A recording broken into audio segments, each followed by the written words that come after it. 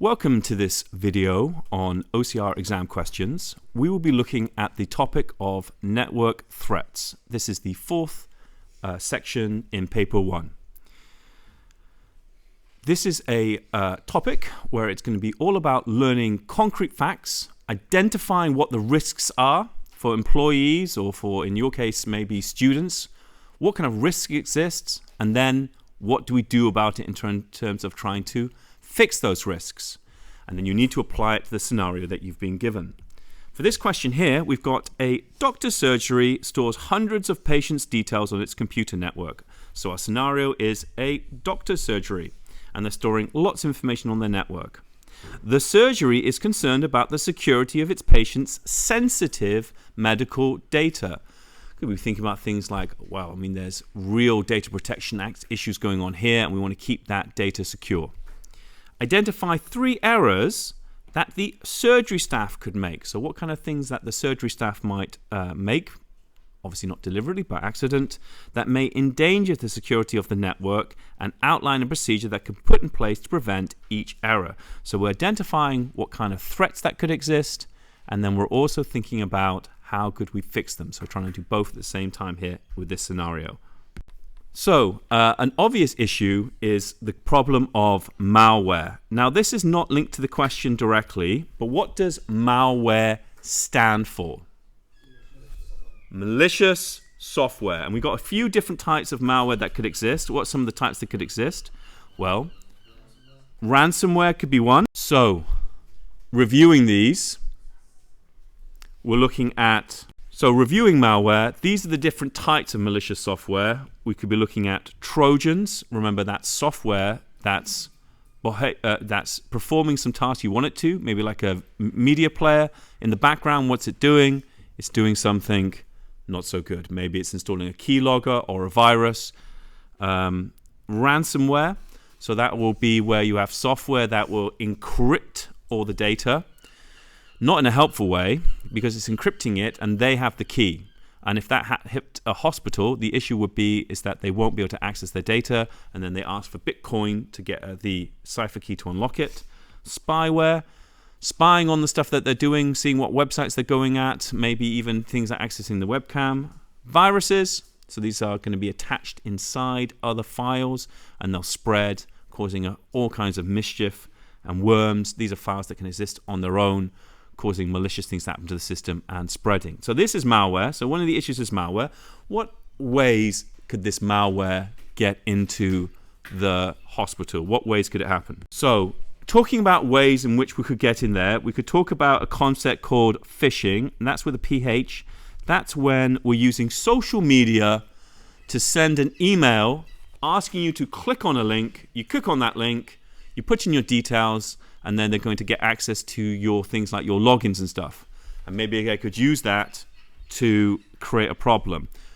Well, they will use it to create a problem because now they've got your login and you've got your password. What other types of ways in which we could get malware in there? One of the ways in which we could get it in is bringing a file using a USB. So using a USB memory stick to bring a file into the system. What other ways? Another way in which we could actually have the file going in is that we could have websites that you go onto. Maybe they're going to download software in the background. Maybe it's going to say, hey, install Flash Player, but in the background it's actually installing malware. So websites with malware. Okay, what other problems? So we're saying that malware could be a big issue, and you could get it by using files, using USB sticks or websites. What other issues may we deal with? What other problems could exist that we could have to deal with? Yes, Sikander. Lots of different types of social engineering. We could also have things like the issue of shoulder surfing. So that's when someone's looking over you and looking at what you're putting into your username and password. This is how my son and daughter steal the access codes to their iPads, and then luckily what we did is we have them arrested, and no, it's no longer a problem. Any other types of problems that could exist? Yes, Ahmed. DDoSing. Now, is DDoSing something where it is going to be a problem, right, where they could create a problem with your system, but is that something that the surgery staff is going to do probably deliberately? Now, that's going to be an external hacker doing it, so I'm with you. But denial of service attacks are more like an external problem. Well, you'd hope, wouldn't you? Yes, David. They could be using an outdated machine, so surely be easier. All right. Okay. So an issue could be like not updating software. In particular, what software? Well, what's the main one that's going to be a problem? I think I heard it. OS, yeah. In particular, the operating system, because you've often got security patches. And if it's not updating, it's going to be an issue. What other things? Cool access to the actual place, right? Because you've got issues around accessing the building, or in particular, the server room. Physical access. You should have passes, security passes to be able to get access. So here's a whole bunch of ones. Listing the problems, is that enough? What we need to do is also how do we fix it? So hopefully most of them are fairly straightforward. Phishing, the solution is training, giving training about how to spot phishing emails to your people, your employees. Files coming in using USB sticks and stuff. What was the solution? Yeah, disabling USB ports so that you can't actually run them, stopping people running exe files or stuff from their system. Websites with malware. Yeah, removing user access or the ability to access certain websites, blacklisting essentially, or even whitelisting the only ones, a handful you want to go to. Shoulder surfing, the solution is check who's behind you. Yeah, protective screen so you can't see it from an angle. And also thinking about if it's a doctor's surgery, maybe where they're sitting and making sure that people... I was going to say customers, patients can't get around them to see. Not updating operating systems, so I guess it's about having policies to make sure they're being updated. That one might actually not apply to this one because do you reckon it's the surgery staff who's updating it? It's more like the tech team. Physical access, so making sure that people are using, are locking doors, making sure they're using passes and stuff to do it. Right, let's have a look at the particular solutions. So, looking over these answers, I think we've done relatively well. The only thing I would say is let's make sure we read a question like this. We don't just suggest the problem, we also suggest the solution if that's what they're asking. Otherwise, we would get half marks. Ooh, similar type of question here. And being as that we've just upskilled ourselves, a hospital stores patients' details on a computer network. They're very keen on hospitals on these sample questions. The hospital is concerned about the security of the patient's details, as well they should. Identify 3 errors that the hospital staff could make that may endanger the security of the network. My goodness, this is basically the same question, is it not? It's exactly the same question. Yes. So, if you're at home, and maybe you've just watched this last question be done, and you're like, oh, I've got this. Well, you pause it at this moment, won't you, and see whether you can actually answer the questions.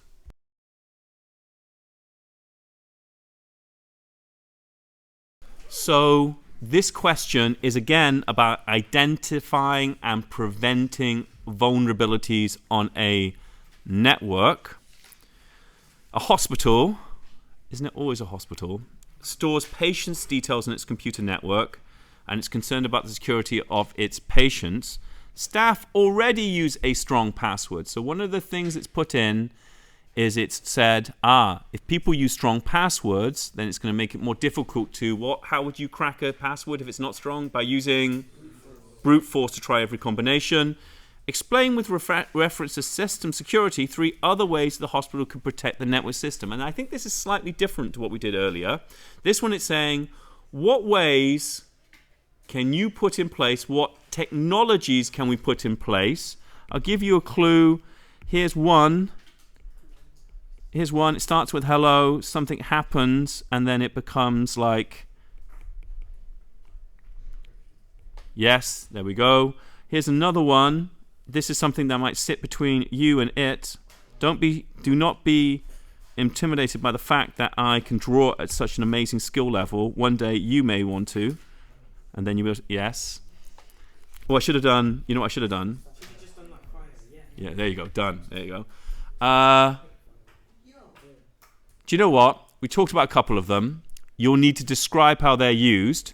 But remember, when would you use encryption for data interception? Remember we talked about man-in-the-middle attacks? So sometimes you're sending data out it gets intercepted. How does encryption help that situation, Musa? We're sending information. It's being intercepted. How does encryption help? So without the cipher key, yeah, it'll look like gibberish, or as I like to say, gobbledygook. Firewall, think about what kind of problems it's solving.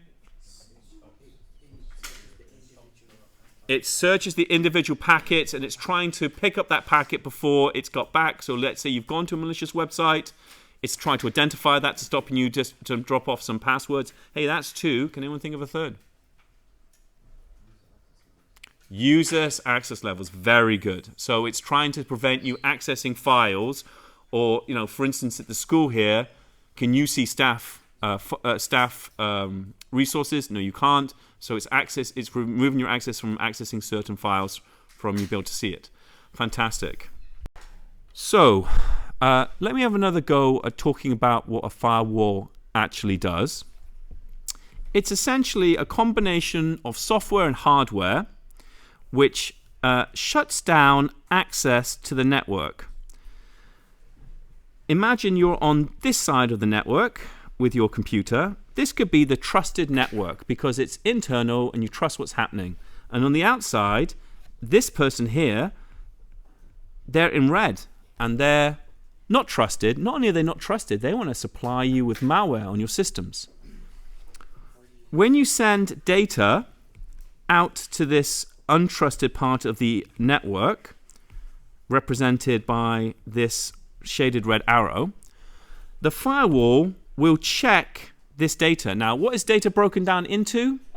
Packets. So each of the packets are tested to see what is its destination IP and receiving IP. And as the information sent backwards and forwards, it's detecting any packets. If it detects a packet that's a problem, what will it do?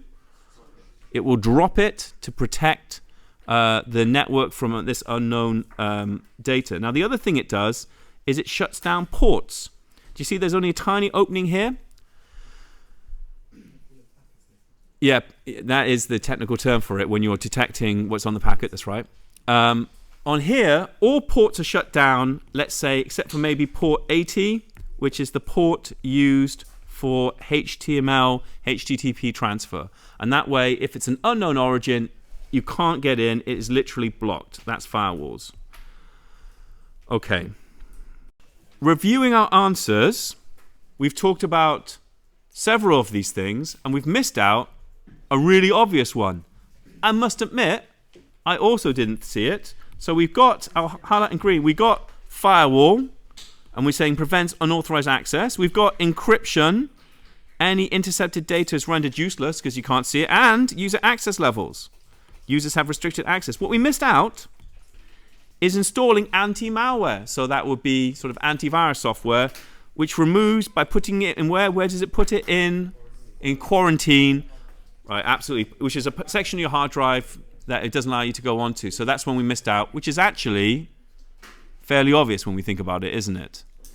At the bottom, there's also network policies, which essentially, when people first go onto a network, they get informed about what they should and shouldn't do. So these are used to try to actually strengthen the protection of it. It's like, for instance, when you first go to school, in theory, it says things like you shouldn't go on these kind of websites, you shouldn't bring in USB thumb drives with installs of Linux to make them boot off. Could be anyone did stuff like that anyway. This is yet again essentially the same question. Now you might think, oh God, again, I see the positive. That means that actually we just need to make sure we've really learnt these definitions, and that's the topic taken care of. Because clearly there's only so many different ways you can ask this type of question. Again, I'm not going to talk about it too much now. This is for you to practice at home so you can see whether you actually have learnt those topics. Is this not yet again the same question? What are two security measures? What are the security measures? Encryption, strong passwords, antivirus, user access levels. Beautiful. Love it. Yeah, well, let's be honest. But the bits where it's like it, we should be happy. Are we not happy? Okay, let's look. And then over here.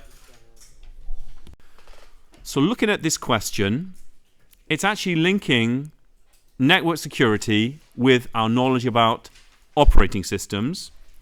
First of all, it says security on a computer can be provided directly by the operating system or by utility programs. Utility programs include antivirus, file transfer, firewall, and system cleanup. So out of those two, which one can be used for security? And we identified antivirus as something that could provide security, and firewall, that's something that identifies security that we did earlier.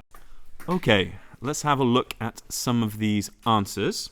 So we correctly identified antivirus and firewall. Good for us. What were the additional ones? Well, we talked about username and passwords.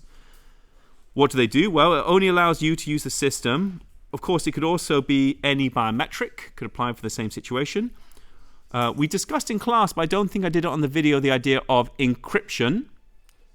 So you can be encrypting all your data, so if somebody nicks your laptop, they can't access it because it's all encrypted, which is wonderful. But also, if people want to get access to your computer from externally, they still can't access it because it's encrypted. Access rights is something we didn't actually discuss, but had discussed earlier. I think actually Yasir just brought it up just now, which is absolutely right. So it's giving different rights to different kinds of users to access files, which is really helpful because that way that you can actually keep, for instance, if you've got patients and doctors, let's say they log onto the same system, obviously you want to give people different access to those files. User access controls. And so if I go onto this computer here, it actually allows me to install stuff. But if I go onto another computer, it doesn't allow me to install things. Well, it helps me manage that system. Okay, great.